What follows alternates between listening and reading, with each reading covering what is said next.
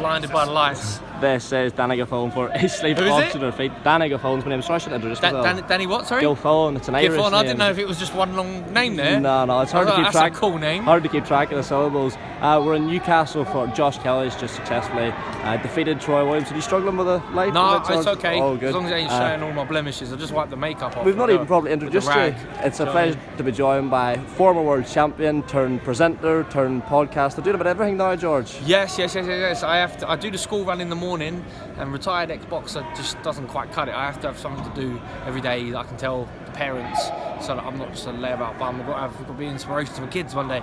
So I am now, general media. I'm lucky enough to be chosen to come up and cover the boxing for Channel 5, which I really do enjoy. It gets me up to places like this in Newcastle. And then in the meantime, I've started my old podcast, trying to grow that. And that's really good fun because it lets me dip my toe into boxing without getting punched in the face, which is a blessing. It's the George Rose Boxing podcast, George Rose Boxing Club, I should say. Yes. I encourage all Eastleigh boxers to check it out. Everyone who listens joins the club. I suppose we may as well talk about the boxing a bit while we're here. Josh Kelly, as I say, successfully defeating Troy Williamson. Sort of mixed reviews online. Obviously, no one was in doubt who the winner was, but it was sort of, some people thought it was a case of just Josh Kelly being brilliant, and some people thinking Troy Williamson could have done a bit more. How did you see it, George? Well, it's horrible to straight after a fight, especially if I've been there on telly telling the fighter that you weren't good enough. Williamson's feet tonight were a little bit too slow. I'd like to have seen a slight change of pace at times. But it's the same I say to all fighters. Let's have a lot of feints. Let's have a lot of sharp head movement. Change the head height, especially if you're going to be stalking the man in front of you. Your hand speed. You need to change the tempo. Change even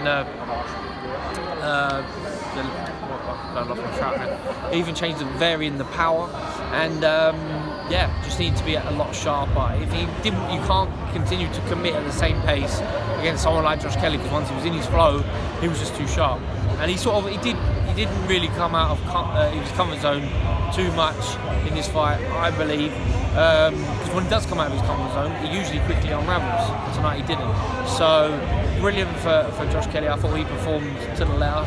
Great, he showed lots of different looks which you would always want from your fighter.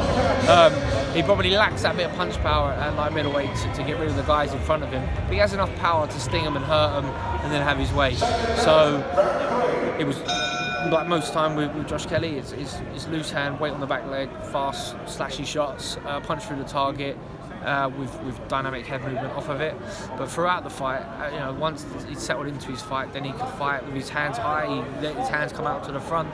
He led with his weight on the front foot, sat in the pocket a bit, and throw the bent arm shots, pulled his head off the line each time, as I say. On the rope, slipping and sliding, a bit of showboating. Good jab when he threw it with intent. So really good from Josh. He was always a shade quicker than Williamson tonight, and for him it was his fight to lose in that respect, because Williams couldn't really change and adapt to Kelly's tempo and pace and sort of general ability, I suppose, tonight. You talked there the potential of going into the fight that Josh Kelly could potentially unravel.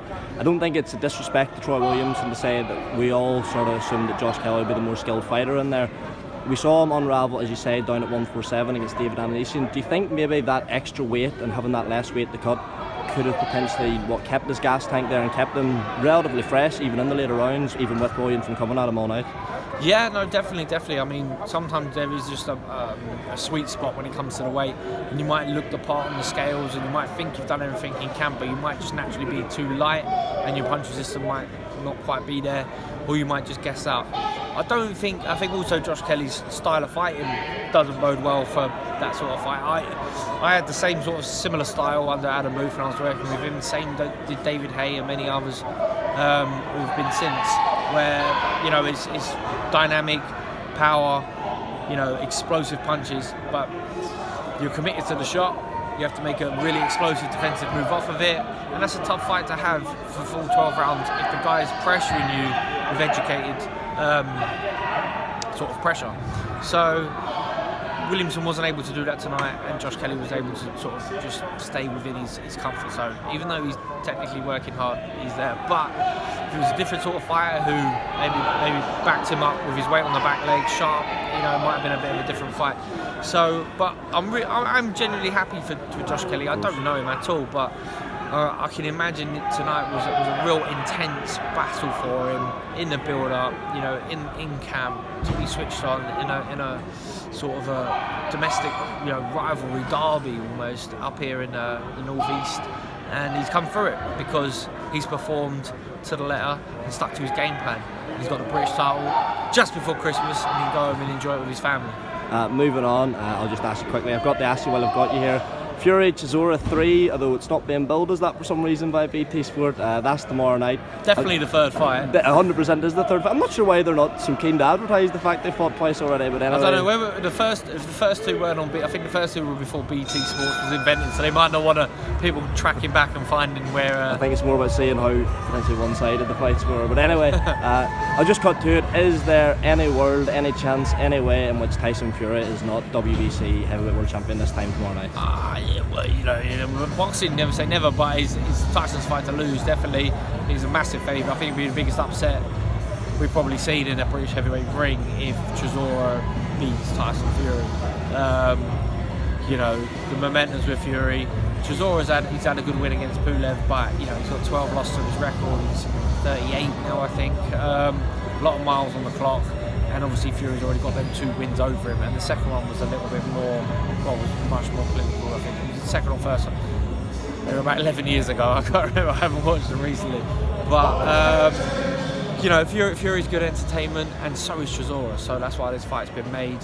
I think it might end up being a really interesting, entertaining fight as well. Chisora's up for it. He's fit and healthy, and people are writing him off. Then he starts fast. It might catch Fury. Might hurt him. It is unlikely, but I'm sure there will be a lot of action from the very first bell. I heard you say in an interview just before me there that it wouldn't be beyond the realms of possibility that the fight could go the distance purely from Fury not putting his foot on the gas. You're not the first person I've seen say that that's a possibility. Is the fact we're even having these conversations not just a terrible look for the sport? Oh well, you never know. I mean, it's not to throw anything towards Fury's way. Heavyweights in general, sometimes they just it can be. So he's got the Usyk fight as well. He might not want to go over tilt to avoid injury. Yeah. So I think is boxing is heavyweight boxing. Heavyweight boxing always just commands a bigger platform, more people, more eyeballs, more attention, and then you just hope that the fights itself can live up to the billing or the expectation. But they're both interesting characters. I just I haven't caught a lot of the pre-fight build-up, but we're here tomorrow. We're going to see the fight. I'm hoping it's an entertaining fight. Chisora's got nothing to lose as always, but it's been a long time since he's challenged for a world title, and maybe he just wants to shock a few people, and maybe he'll try a little bit harder and put it all in. Like, might rewind to the Dillian White fight where he pushed him right to the wire. Yeah. So who knows? It's very late, George. Appreciate you giving us much of your time. I'll let you go, mate. Thanks very much. No, lovely. Thank you.